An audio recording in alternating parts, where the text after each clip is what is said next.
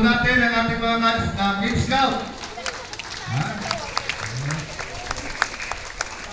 Sa ating po mga magulang sa umagang ito, sa ating mga guro, sa ating minamahal na punong guro, Luz Villanueva, saksi po tayo sa umagang ito.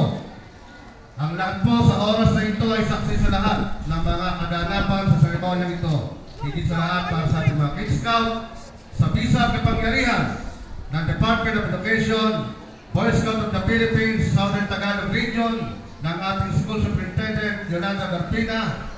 Manapit po natin pinabati at papalakpakan po natin ang utol ng lakas ang ating mga Kid Scout na ngayon ay kasabi na ng Pagkaibigan Scout ng Pilipinas.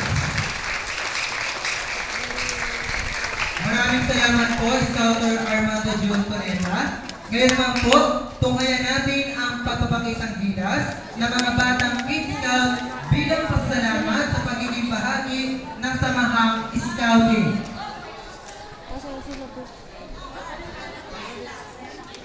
Hello!